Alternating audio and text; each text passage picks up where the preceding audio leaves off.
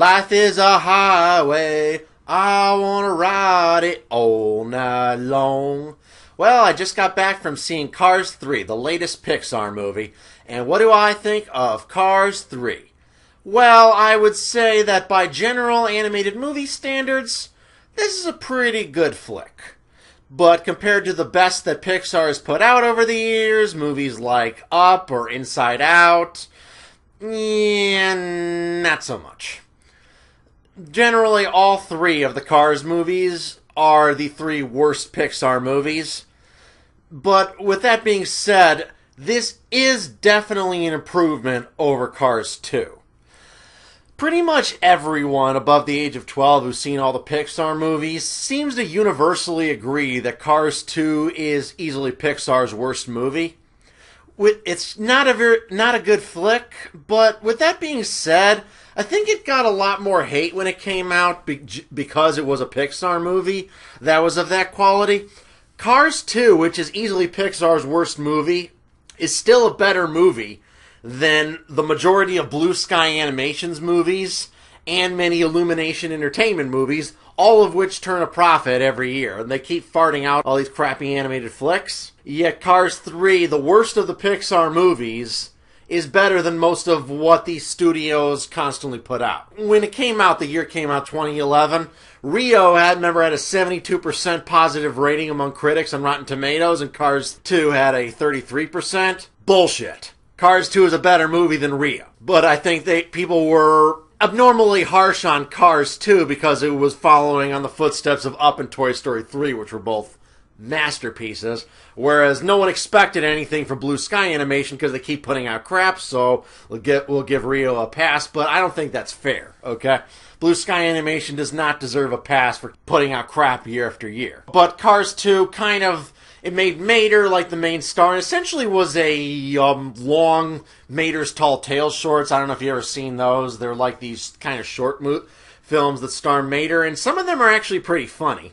Cars 2 was like a longer version of them that was just less funny. There's no real poignant message to the movie at all. Its emotional resonance didn't succeed whatsoever, which was a shame since the first Cars, while it's certainly not Pixar's best, far from it, it did genuinely feel like it had a point to it. It felt like it had a pretty good message about appreciating small town life, learning to slow down and take a drive. It all felt very good-natured to it, message-wise, whereas Cars 2 really felt completely pointless. With Cars 3, it's very clear that it was trying to recapture that sense of meaning from the first movie and not be anything like Cars 2. As a matter of fact, I could be a bit wrong about this, but I don't recall this movie ever mentioning any of the events of Cars 2 in it. This is pretty much a sequel to the first Cars that ignores Cars 2 altogether. You could skip Cars 2, watch the first movie and this one, and not have missed anything. I don't think there's a single reference to that in this. Like Mater, who was the star of Cars 2 and a pretty big character in Cars 1, he's like barely in this movie. He gets a few brief cameos where he comes in, says something kind of not really funny, but typical Larry the Cable Guy stuff, and then basically leaves. He really has no effect on the story whatsoever. Very much it's right back on focusing on Lightning McQueen and telling a story similar to the first Cars, except now that he's not a rookie anymore and it's supposedly set many years later. Makes sense. Similar to how Toy Story 3 took advantage of the long time gap between Toy Story 2 and Toy Story 3 by growing up Andy, which kind of makes sense because it's been a decade for the audience as well. A lot of the children who watched the first Toy Story were by then in college. So they had gone through Andy's experience of having to deal with their old toys and what have you. So it kind of was poignant for them. It was for me at the time. It still is. All right, and this also kind of takes advantage of the time gap, but not nearly as well. Now we hear that Lightning McQueen apparently has won a whole bunch of times over many years between the Cars 1 in this movie. Then you kind of have a story where like new Upshot comes in, takes away all his thunder, and it's all about him trying to reclaim what he lost, which is just really not that compelling. Lightning McQueen is offered in this movie that you can retire, save your legacy, and basically just sell merchandise, and I'm like, that don't seem that bad. Lightning McQueen just seems like annoying prima donna. No, I want to race because, I don't know. He really doesn't have any real reason for it. And I still don't really get how the Cars universe works. There's a whole female car character in this. Cruz was her name. Why do cars have genders in this universe? Do cars sexually reproduce in this universe, or do they build the other cars? If so, why would they have genders? It's never really explained, if you really think about it. I mean, and you're wondering, how do a bunch of vehicles that are just wheels build all these elaborate technologies you see in this movie? What?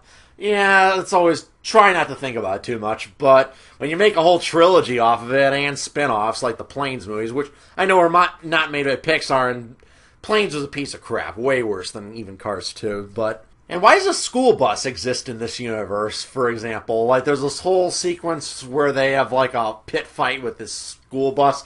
I love it how the stop sign is, like, turned to, like, a rotating blade. That was pretty funny, but what function does a school bus have? Because there's no kids in this universe. There's no humans. So what is this bus transporting? Why does it say school bus on it? Well, the animation, in usual Pixar fashion, is phenomenal. Really good stuff, and you can definitely see the improvements in the 11 years since the first Cars movie. Like, when they are racing on the beach, for example, the beach and the water seem like borderline live-action photography at times. Really good stuff, and the animators at Pixar prove once again their amazing talents. And the ending felt like a little bit of a cop-out to it. It's one of those bullshit, you could call it Air Bud symptoms. There's a line in Air Bud where they say, "Ain't no rule here that says a dog can't play basketball." Yeah, no shit, dumbass. They're not going to put a rule in the rule book. Oh, a dog can't play basketball.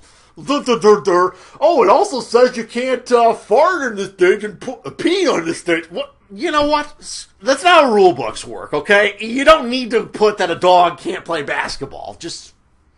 And just like at the end where they just seem to bend the rules in really stupid ways. Oh, you both win. Oh, you can just transfer the number to another car even though you're the racer. Apparently that fits within the rules. What?